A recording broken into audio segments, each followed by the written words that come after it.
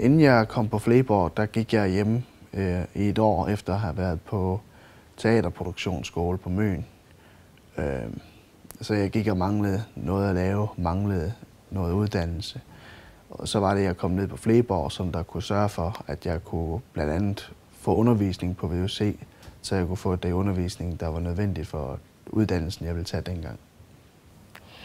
Det bedste, det har jo været de der timer, vi har haft.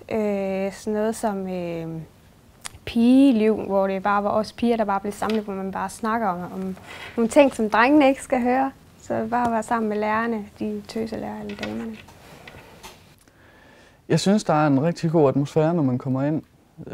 Selvfølgelig man bliver måske lidt overvældet, hvis der er kommet nogle nye, som man ikke kender og sådan lidt. Men jeg synes altid, det er rart at være dernede. Det var hyggeligt at være på Fleborg.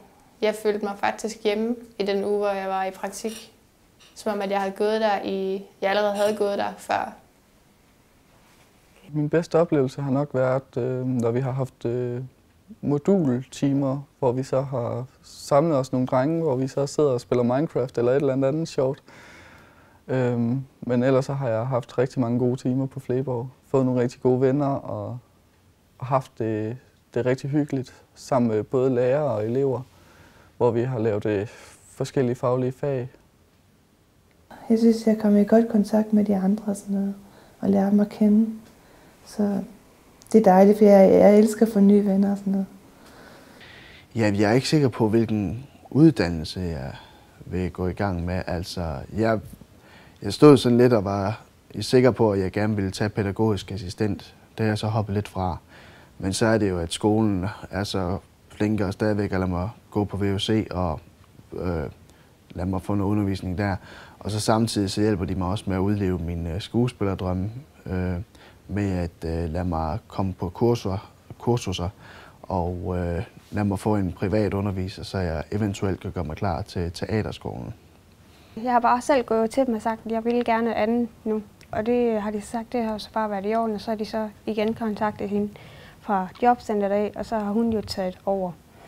Jeg gik i gang med teknisk designeruddannelsen på Syddansk Erhvervsskole på dataafdelingen. Jamen, nu er jeg i gang med den her uddannelse, der hedder en EGU-uddannelse. Og så må vi så se derefter. Og den her uddannelse den gælder så i 2 år. Og så derfra i de 2 år, der har Kvickly så fået lov til at have mig dernede, fordi vi skal også i praktik nogle gange, vi er her. Altså de dage, vi er her, der er vi bare her, og så nogle dage er vi nede i vores praktik, og der er så fået lov til at være.